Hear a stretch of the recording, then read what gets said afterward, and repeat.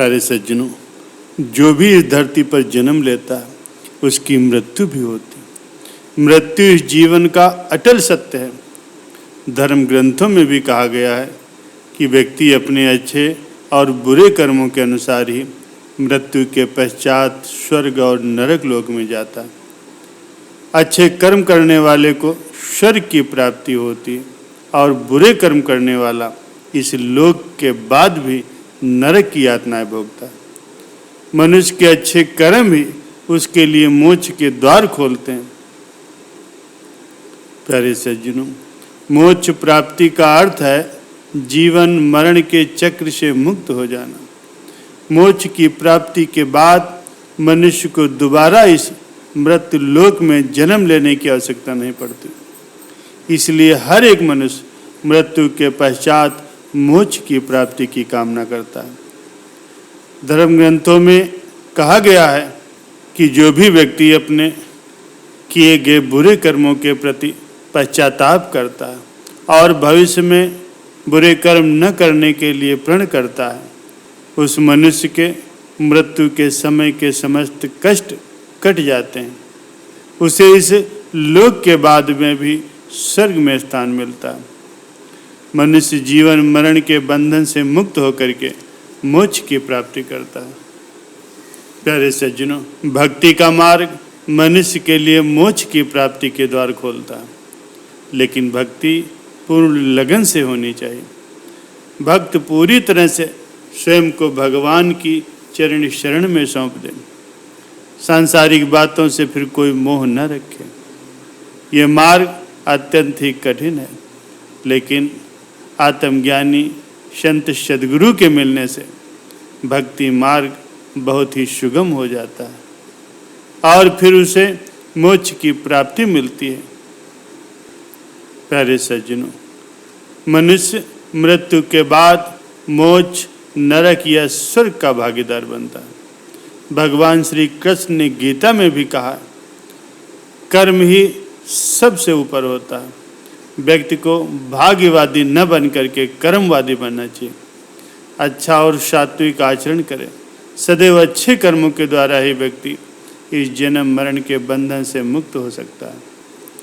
लेकिन अच्छे कर्मों को करने के लिए भी ज्ञान की जरूरत होती है और ज्ञान से ही मोक्ष की प्राप्ति होती है। प्यारे सज्जनों, एक दिन गौतम बुद्ध अपने शिष्यों के साथ कुटिया में बैठे थे। सभी शिष्य आज ये जानना चाहते थे कि मोक्ष कैसे प्राप्त किया जा सकता है। इसीलिए उन्होंने बुद्ध से निवेदन किया कि प्रभु, आज मोक्ष के ऊपर उपदेश दें। शिष्यों की बात मान करके बुद्ध ने एक कहानी सुनाना शुरू किया। वो कहानी एक जल्लाद और एक साधु की थी। अपने राज्य का मुख्य जल्लाद, जिसने अपने जीवन काल में बहुत से गुनहगारों को दंड दिया था, अब वो रिटायर होकर के अपने राज्य के बाहर एक कुटिया बना करके अपना जीवन व्यतीत कर रहा था। उसे ये हमेशा लगता था कि उसने कितने ही लोगों की हत्या की है, वो कितना बड़ा पापी है। ऐसे ख्यालों से वो हमेशा ही घिरा रहता।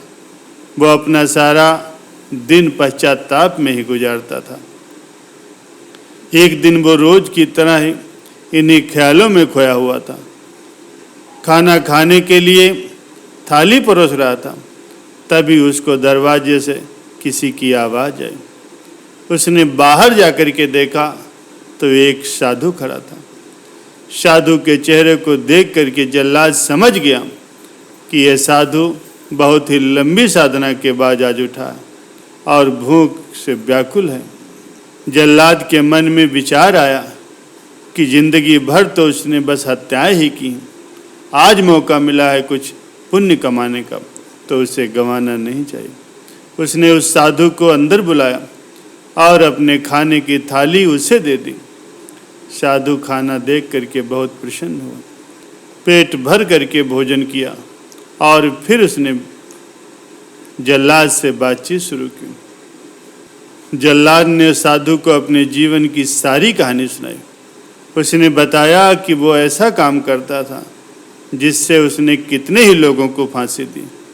वो सोचता है कि वो कितना बड़ा अपराधी, जल्लाद की वेदना को सुन करके साधु ने बहुत ही शांत स्वर में कहा, क्या तुमने वो जीव हत्याएं अपनी मर्जी से की थी?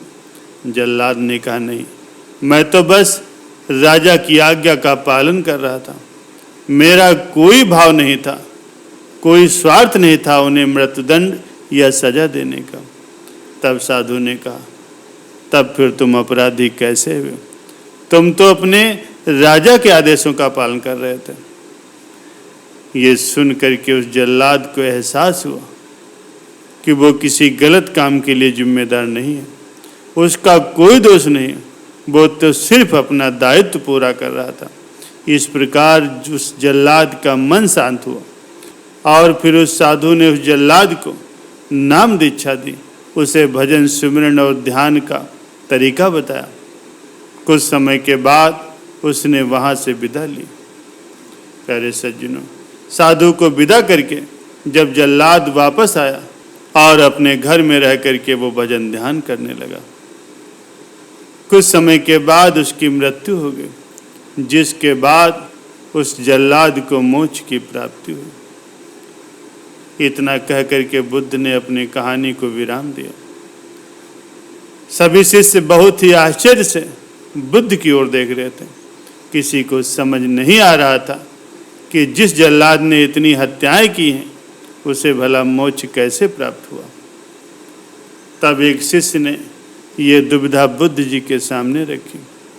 बुद्ध ने तब शिष्यों को समझाया कि उस साधु से नाम दीक्षा लेने के बाद उस जल्लाद ने ध्यान सिमरन भजन किया, जिससे उसको ज्ञान की प्राप्ति हुई। जल्लाद के जीवन में पहली बार किसी ने उसे आत्मज्ञान का उपदेश दिया था, इसीलिए मृत्यु के बाद उसे मोक्ष की प्राप्ति हुई।